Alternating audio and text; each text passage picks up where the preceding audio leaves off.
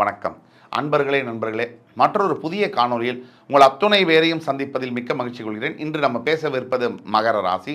இந்த மகர ராசி மகத்துவம் பெற்ற மகர ராசி. இந்த மகர ராசி அன்பர்கள் இந்த வீடியோவை முழுவதுமாக பாருங்கள். உங்களோட ஃப்ரெண்ட்ஸ், ஃபேமிலிஸ் அண்ட் ரிலேட்டிவ்ஸ்க்கு ஷேர் பண்ணி, இந்த வீடியோ உங்களுக்கு பிடிச்சிருக்கிற பட்சத்தில் லைக் பண்ணி கமெண்ட் பண்ணி தயவுசெய்து சப்ஸ்கிரைப் பண்ணுங்கள். மகர ராசி எதிர்பாராத எதிர்காலத்தை எதிர்பார்த்து கொண்டிருக்கக்கூடிய மகர ராசி அன்பர்களுக்கு இந்த வீடியோ ஒரு மிகப்பெரிய அளவில் விழிப்புணர்வை ஏற்படுத்தும். தற்சமயம் மகர ராசி அன்பர்களுக்கு ஜென்ம ராசியிலே விட்டு சனி பகவான் கும்பத்திற்கு போனா கூட மகர ராசி அன்பர்களுக்கு மனதளவில் பார்த்தீங்கன்னா ஒரு தேக்க நிலை, அதாவது மனதில் மிகப்பெரிய அளவில் அழுத்தங்கள், கவலைகள். ஏன்னா சனி விட்டுட்டு போன காயங்களும் தழும்புகளும் ஏராளமானவை. அதுலேருந்து ரிப்பேரே ஆக முடியாத சில காயங்களும் இருக்குது, தழும்புகளும் இருக்குது. வாழ்க்கையில் சில விஷயங்களை சரி செய்ய முடியும். பணம் விட்டுட்டா சம்பாதிச்சிடலாம் சார், பிரச்சனை இல்லை. அதான் பணம் விட்டுட்டு போகிற, பணம் இல்லாமல் அதை விட்டுட்டு போகிற காயங்களும் தழும்புகளும் மாற்றவே முடியாது. பணத்தை சம்பாதிச்சிடலாம், அந்த பணத்தினால் வரக்கூடிய பாதிப்பை மாற்ற முடியாது. ஒரு எடுத்துக்காட்டுக்கு, ஒரு மருத்துவ செலவு இருக்குது, போய் பணம் சம்பாதிக்கணும், மருத்துவ செலவு வேணும். அந்த நேரத்தில் அந்த காசு இல்லைன்னு சொன்னால் அந்த உடலில் சில வியாதிகள் அதிகமாகிடுது. திருப்பி பணம் கிடைச்சா அதை மாற்ற முடியுமா? முடியாது. ஒரு குழந்தை இருக்குது, ஒரு 5ஆம் கிளாஸ் படிக்கணும், 10 வயசில் தான் 5ஆம் கிளாஸ் படிக்க முடியும். அந்த நேரத்தில் பணம் இல்லை. 25 வயசு ஆகும்போது 25,000 கோடி வச்சுருக்கேன், இப்போ 5ஆம் கிளாஸ் படிக்கிறேன்னு சொன்னால் படிக்க முடியுமா? முடியாது. அதே மாதிரி நல்ல வயசில் ஆரோக்கியம் உடம்புல இருக்கும்போது சின்ன வயசில் நிறைய சாப்பிட்லாம், என்ன வேணால் சாப்பிட்லாம், கல்லும் கரையும். அதே ஒரு 50 வயசில் போயிட்டு டயபெட்டிஸு, அது ஹார்ட் ப்ராப்ளம் எல்லாம் இருக்குதுன்னு சொன்னால் அப்போ 50 கோடி வச்சுருந்து போய் ஒரு சின்ன குலாப் ஜாமுன் கூட நீங்கள் வாங்கி சாப்பிட முடியாது. காரணம், அது பணம் விட்டு போகின்ற அந்த கான்சிக்வன்ஸ், அந்த காயங்களும் தழும்புகளும் அதோடைய வீரியம் அதிகம், அதை ஏற்படுத்தக்கூடிய பாதிப்புகள் அதிகம் பணம் இல்லாமல். ஆக அந்த பணம் என்பது மகர ராசி அன்பர்களுக்கு மிகப்பெரிய அளவில் பொருளாதார வகையில் முன்னேற்றங்கள் இருக்கும். 9ஆம் சிறப்பு பார்வையாக குரு பகவான் உங்கள் ராசியை பார்க்கும் பொழுது நினைக்கவே முடியாத உங்கள் முயற்சிகள் வெற்றி பெறும். எப்பவுமே வள்ளுவன் வாக்கு தான், முயற்சி திருவினையாக்குங்கிற மாதிரி, தெய்வத்தால் ஆகாதினும் முயற்சி தன் மெய்வருத்த கூலி தரும் அப்படிங்கிற சொல்லு வாக்கிற்கிணங்க நீங்கள் பார்த்தீங்கன்னு சொன்னால் 9 கிரகம் இருக்குது, 6 கிரகம் உச்சம். சார் என்ன சார் பண்ணுறீங்க அப்படின்னு சொன்னால், ரொம்ப அமைதியாக சார் பிச்சை எடுத்துகிட்டு இருக்கேன் சார் அப்படின்னு சொல்லுவார். காரணம் என்னென்னா, 6 கிரகம் உச்சம் இல்லை, எல்லா கிரகமும் நல்லா இருந்தால் கூட சோபா மூடிட்டு உள்ள போர்வையை போத்திட்டு படுத்துருந்தான்னு சொன்னால் ஒரு கிரகம் கூட வேலை செய்யாது. அப்போ நாம் போய் வேலை செய்யணும், வேலை செஞ்சால் தான் கிரகங்களும் வேலை செய்யும். நாம் ஒரு அடி எடுத்து வச்சா ஆண்டவன் 9 அடி முன்னாடி எடுத்து வச்சுட்டு வருவாருங்கிற மாதிரி மகர ராசி நண்பர்கள், நான் சொல்லி உங்களுக்கு தெரிய வேணுங்கிற, நீங்களே உழைக்கக்கூடிய ஆளுங்க, வைராக்கியம் மிக்க என் அன்பு மிக்க மகர ராசி நேயர்கள் நிறைய முயற்சிகளை செய்ய வேண்டும். ஏப்ரல் 30க்கு பிறகு நீங்கள் எடுக்கக்கூடிய அத்துணை முயற்சிகளும் கைகூடும். இரண்டாவதாக மகர ராசி நண்பர்கள் இப்போ கோத்ரூ பண்ணுறது, சனி ஜென்மராசியை விட்டு போனால் கூட உறவுகள்னால், விட்டு பிரிந்த உறவுகள், அந்த பந்தங்கள், அது ஏற்படுத்தின சொற்கள், அதனால் வரக்கூடிய காயங்கள், இது மறக்கவே முடியாது, மறுக்கவும் முடியாது. எத்தனை மாற்றங்கள் வந்தாலும் அதை திருப்பி பெறவே முடியாது. ஆனால் வாழ்க்கையில் ஒரு விஷயம் உண்மை, பின்னாடி பார்த்தோம் சொன்னால், பின்னோக்கி நம்ம வாழ்க்கையை பார்த்தோம் சொன்னால், ஒரு சின்ன ஆள்லேருந்து இந்த உலகத்தையே ஆட்டி படைக்கக்கூடிய தலைவர் கூட வாழவே முடியாது. நீங்கள் ரிஷி மூலம், நதி மூலம் அப்படிங்கிறத நம்ம பார்க்கவே முடியாது, பார்க்கக்கூடாது. ராமாயணத்தை எழுதிய வால்மீகி யாரு? ஒரு வழிப்பறி கொள்ளக்காரன், திருடுத்தனம் பண்ணிட்டு இருந்த ஒரு ஆள். அவர் தான் ராமாயணத்தை எழுதுறாரு. வியாசர் யாரு? அவருடைய சரித்திரத்தை படிங்க, அவர் செய்த தவறுகள் உங்களுக்கு புரியும்.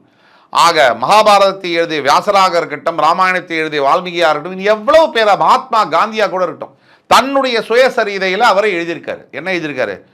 அப்பா உயிருக்கு போராடிக்கிட்டு இருந்த போது மனைவியோட நான் உடலுறவு இருந்தேன்னு சொல்லி அவரே ஆட்டோபயோகிராஃபியில் எழுதியிருக்காரு. ஆக எப்பேற்பட்ட மகான்களும் தவறு செய்யாமல் இருந்த மனிதர்களே இருக்க முடியும். ஆனால் தவறை திருத்திக்கணும், அதுதான் வெற்றிக்கு அடிப்படை, ஏணிப்படி, அது எல்லாமே. ஆக மகர ராசி என்பர்கள் உறவுகளினால் வந்த காயங்கள், அவர்கள் பேசின வார்த்தைகள், உங்களுக்கு ஏற்பட்ட இந்த பாச பந்த போராட்டத்தில் உங்களுக்கு ஏற்பட்ட தோல்விகள், இதை மறக்கவும் முடியாது, காயங்களை மாற்றவும் முடியாது. ஆனால் நீங்கள் என்ன பண்ணலாம்? முன்னோக்கி செல்ல வேண்டும். எல்லா உறவுகளிலும் ஏத்தமும் இருக்கணும், இறக்கமும் இருக்கணும், இருந்தால் தான் உறவு. ஆக மகர ராசி நண்பர்கள், உறவுகள்னால் அவஸ்தப்பட்ட மகர ராசி நண்பர்கள் இந்த 7.5 சனினால் கரட்டி இருக்கும் எல்லாரையுமே. ஃபார் எக்ஸாம்பிள் ஒரு வீட்டில் எடுத்தீங்கன்னு சொன்னால், பாசமான அப்பா அம்மா, அதுக்கு ஒரு பையன் பொண்டாட்டி வருவாங்க, புயல் மாதிரி உள்ள பூந்து அந்த குடும்பத்தை ஒரு ஆட்டு கலக்கி தூக்கி அடிச்சிருவாங்க அப்பா அம்மாவை. இது ஒரு வகையான இந்த உறவுகளில் ஏற்படக்கூடிய சிக்கல்கள் மகர ராசிக்கு ஏற்பட்டிருக்கு.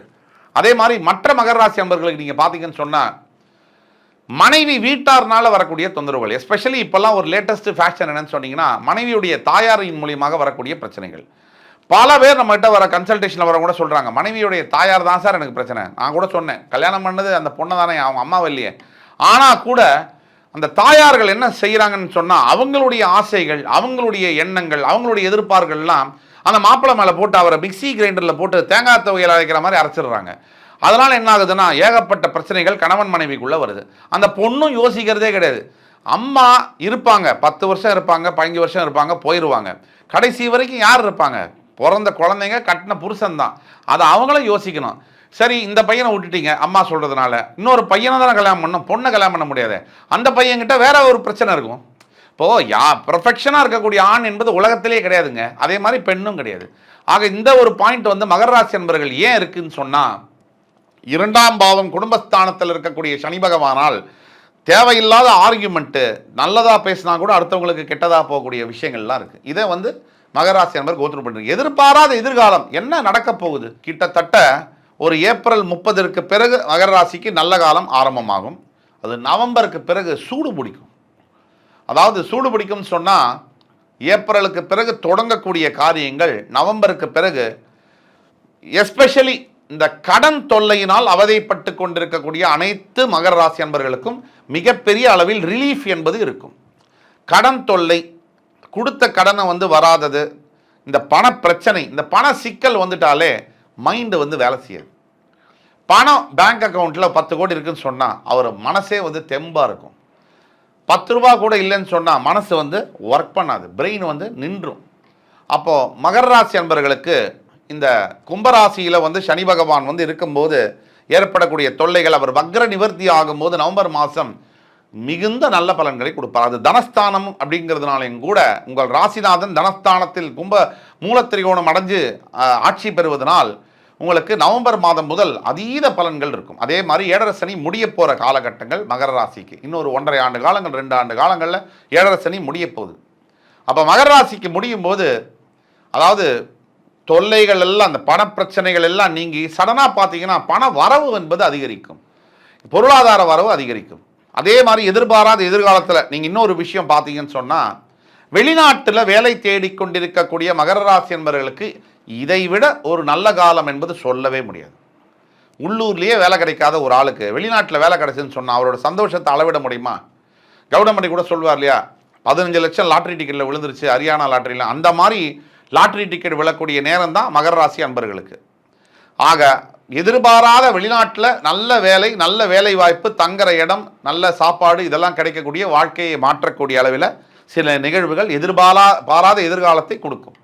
அதே மாதிரி 3வது விஷயம் என்னன்னு பார்த்தீங்கன்னா, மகர ராசி என்பவர்களுக்கு பிஸ்னஸ் ஆரம்பிக்கணும்னு நினைக்கிறவங்களுக்கு ஒரு ஹோட்டல் பிஸ்னஸ்ஸு, ஒரு 2 வீலர் மெக்கானிக் ஷாப்பு, மெட்டல்ஸு சம்பந்தப்பட்ட பிஸ்னஸ்ஸு, மேனுஃபேக்சரிங் சம்பந்தப்பட்ட உற்பத்தி சம்பந்தப்பட்ட நிறுவனங்கள், ஷேர்ஸ் சம்பந்தப்பட்ட நிறுவனங்கள், அதே மாதிரி டெக்ஸ்டைல்ஸ் சம்பந்தப்பட்ட நிறுவனங்கள், விவசாயம் சார்ந்த பொருள்களை விற்பனை செய்வது, ரியல் எஸ்டேட் துறை போன்ற நிறுவனங்கள், அரசியல் வந்து பதவிகளை எதிர்பார்த்து காத்திருக்கக்கூடிய அனைத்து மகர ராசி அன்பர்களுக்கும் வரக்கூடிய 1.5 ஆண்டுகள் என்பது ஒரு பொற்கால ஆண்டாக இருக்கும். எப்படின்னு கேட்டிங்கன்னா, மெதுவாக உங்கள் 7.5 சனி வந்து மூவ் ஆகிறாரு.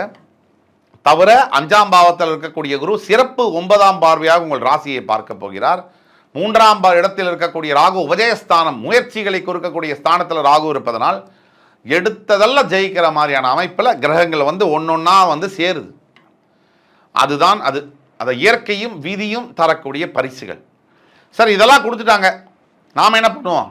ஏசி ரூமில் போய் பெட்டில் வந்து அழகாக டிவியை பார்த்துட்டு படுத்துடுவோம் அப்படின்னு படுத்தீங்கன்னு சொன்னால் ஒரு விஷயமும் கூட நடக்காது.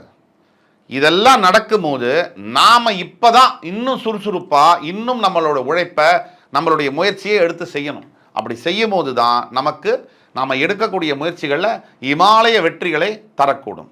இது 1. 4வது மேஜர் பாயிண்ட்டு, கல்யாணமே நடக்கலை சார் இது வரைக்கும் மகர ராசிக்கு அப்படின்னு 30 வயசுக்கு மேலே ஆச்சு சார், 35 வயசு ஆச்சு சார், 38 வயசு ஆச்சு சார், 42 வயசில் கூட கல்யாணம் ஆளான்னு அழுதுட்டு வராங்க என்கிட்ட. நான் கூட சொன்னேன், சார் நல்ல விஷயம் தானே, விட்டுருங்க சார் என்ன. ஆனால் அவங்க அதை வந்து என்னன்னா அவங்களுக்கு கல்யாணம் பண்ணணும். ஏன்னா கல்யாணம் பண்ணவங்க வெளியில் வரணும்னு நினைக்கிறாங்க, பண்ணாதவங்க உள்ளே போகணும்னு நினைக்கிறாங்க. இதுதானே இயற்கையுடைய நியதி. அப்போ அந்த மாதிரி இருக்கக்கூடிய மகர ராசி என்பவர்களுக்கு கல்யாணம் என்பது கண்டிப்பாக வரக்கூடிய ஒரு 1.5 ஆண்டுகளில் கண்டிப்பாக திருமணம் நடக்கக்கூடிய யோகங்கள் நடைபெறுகிறது. அப்போ மகர ராசி என்பவர்களுக்கு எதிர்பாராத எதிர்காலம் நினைச்சே பார்க்க முடியாத அளவுக்கு அழகான பெண்ணை திருமணம் செய்யுது. நாம கொஞ்சம் சுமாராக இருந்தால் கூட அழகான பெண் வந்து கிடைக்கிறது. இந்த காலத்தில் பொண்ணே கிடைக்க மாட்டேங்குது, அது வேற விஷயம். அதில் அழகான பொண்ணு வேற கிடைக்கணும்னா இது உண்மையிலே ஹரியானா லாட்டரியில் ஜெயிக்கிற மாதிரி தானே. அந்த மாதிரி ஒரு விஷயம் நடக்க போகுது. அதே மாதிரி இன்னொரு விஷயம் என்னன்னா, மகராசி பெண்களுக்கு அழகான ஆணை திருமணம் செய்வது. நீங்கள் சுமாராக இருந்தால் கூட ஹேண்ட்ஸமாக இருக்கக்கூடிய ஒரு பர்சனாலிட்டியை வந்து நீங்கள் கல்யாணம் பண்ணக்கூடிய யோகம். அதே மாதிரி அவர் நல்ல மனிதராகவும் இருக்கிறதுங்கிறது ஒரு ஜாக்பாட் லாட்டரி தானே. ஒரு அழகாக இருக்கிறவங்க நல்ல குணத்தோடையும் நல்ல அறிவோடையும் நல்ல ஒரு வேலையிலையும் நல்ல ஒரு பண வசதியோடையும் இருக்கிறதுங்கிறது எல்லாம் அமைஞ்சு வரும் இல்லையா. அந்த மாதிரி அமைந்து வரக்கூடிய ஒரு நல்ல காலம் இது. ஆக எதிர்பாராத எதிர்காலத்தை கொடுக்கக்கூடிய அத்தனை அம்சங்களும் இந்த வரக்கூடிய 1.5 ஆண்டுகளில் மகர ராசி அன்பர்களுக்கு இருக்கிறது. அதே மாதிரி நீங்கள் வந்து என்ன செய்யணும்னு சொன்னால், 9ஆம் பாவத்தில் கேது இருக்கிறதுனால நீங்கள் முயற்சிகளை எடுத்து வைக்கும் போது பட்டுன்னு நடக்காது. தடைகள் வரும், தாமதம் வரும், தேவையில்லாத மூட்டைப்பூச்சியெல்லாம் வந்து தடுப்பாங்க. இப்போ நம்ம ஊரில் பார்த்தீங்கன்னா பெரிய பெரிய ஆள்லாம் ஒரு பெரிய விஷயத்தை கூட சாதாரணமாக விட்டுட்டு போயிடுவாங்க. நடுவில் இருக்கிற அல்லக்கைகள், இந்த மூட்டைப்பூச்சிகள் ஏற்படுத்தக்கூடிய தொல்லைகள் வந்து அதிகமாக இருக்கும். இது எல்லாரும் கோத்ரூ பண்ணியிருப்பீங்க. அப்படி இல்லாமல் மகர ராசி என்பவர்களுக்கு இந்த ஆண்டு வரக்கூடிய தடைகள் இருந்தாலும் கூட நீங்கள் வந்து கொஞ்சம் நிதானத்தோட, கொஞ்சம் பொறுமையோட, கொஞ்சம் வேகத்தோட சேர்ந்த விவேகம் இதுவும் இருக்கும் போது, அதே மாதிரி நீங்கள் வந்து லக்ஷ்மி நரசிம்ம பெருமாள் அவருக்கு வந்து மிளகும் உப்பும் தானம் செய்யும் பொழுதும் உங்களுக்கு வந்து மிகப்பெரிய அளவில் வாழ்க்கையில் முன்னேற்றங்கள் வரும். கண் திருஷ்டிகள் விலகி நீங்கள் பட்ட கஷ்டங்கள் எல்லாம் உங்களை விட்டு விலகி, அதே மாதிரி உங்களுக்கு எதிர்காலத்தில் நினைத்து பார்க்க முடியாத அளவிற்கு அருமையான பொற்காலங்கள் வந்து சேரும். நீங்கள் நினைத்தது நடக்கும், நடந்தது ஜெயிக்கும் என்று கூறி, என் அன்புமிக்க மகர ராசி நேயர்களே, உங்களை எல்லாம் மறுபடி வந்து சந்திக்கும் வரை உங்களிடமிருந்து விடைபெறுவது உங்கள் சுபாஷ் பாலகிருஷ்ணன். நன்றி, வணக்கம், வாழ்க வளமுடன்.